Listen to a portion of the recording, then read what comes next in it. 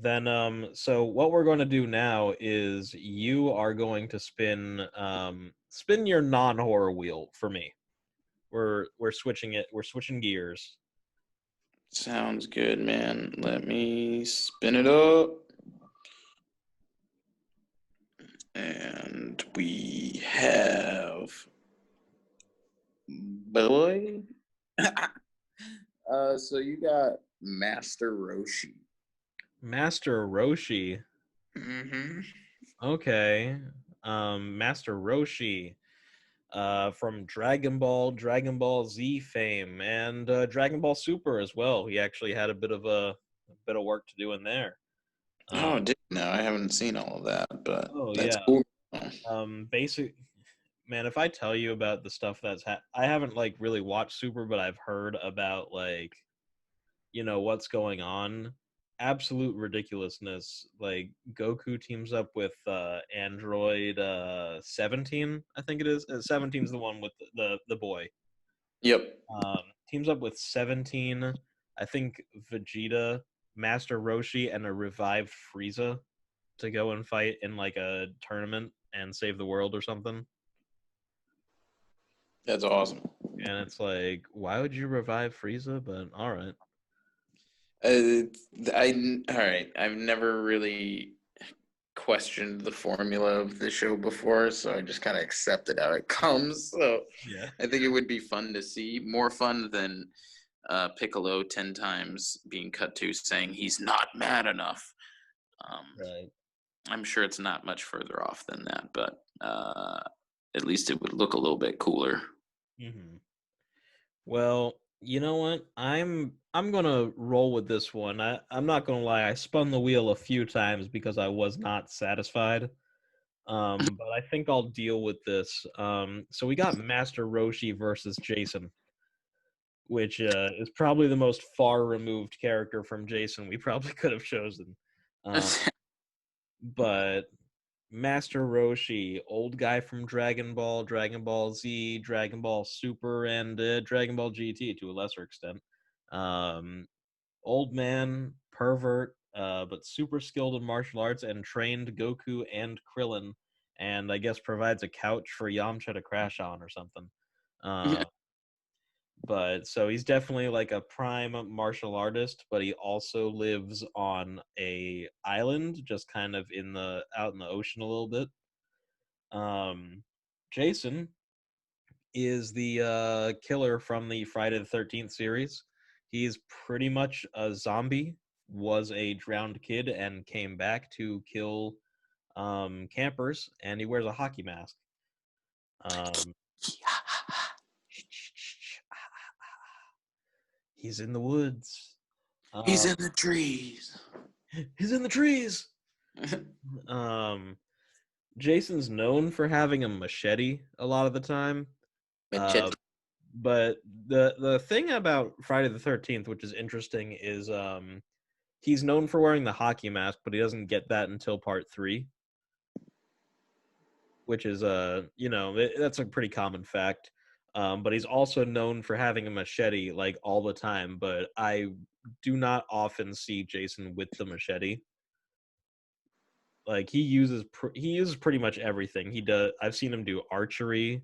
I've seen him use like a spear, like the fire poker. That's true. I have as well. He uses many weapons, dude. He's Yeah. basically a killing machine.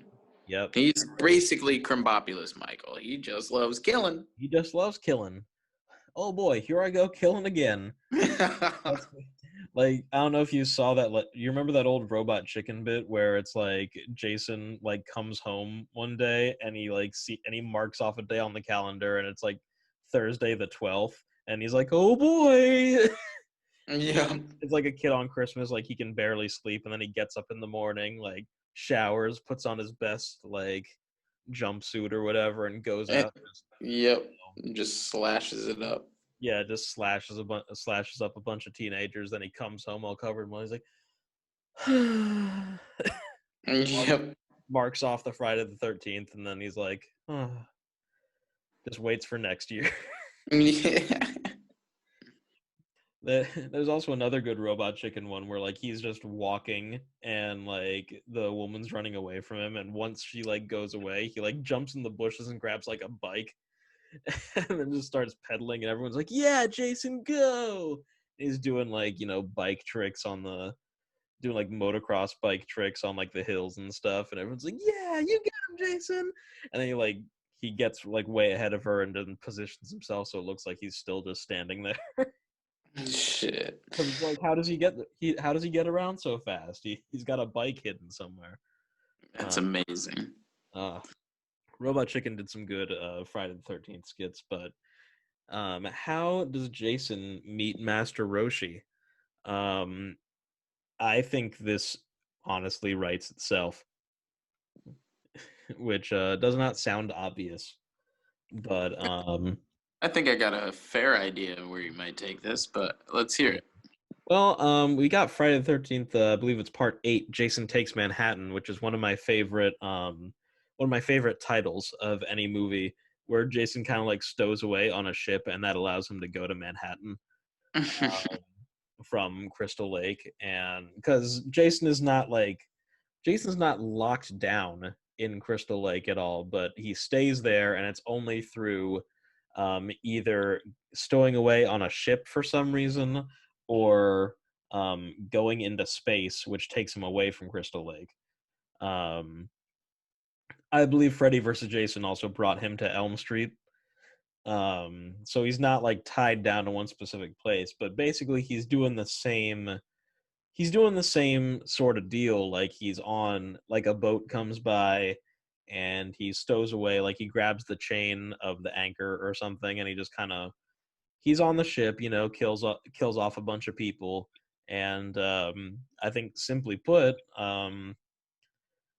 the ship ends up near Kame House, where Master Roshi lives.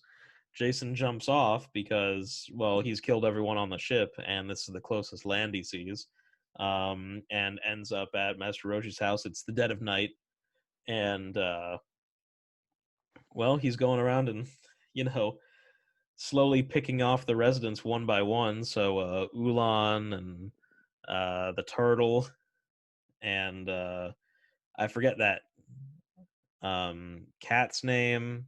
Or no, is Pilaf the pig? I think Pilaf is the pig. No, wait, Pilaf is the villain from Dragon Ball.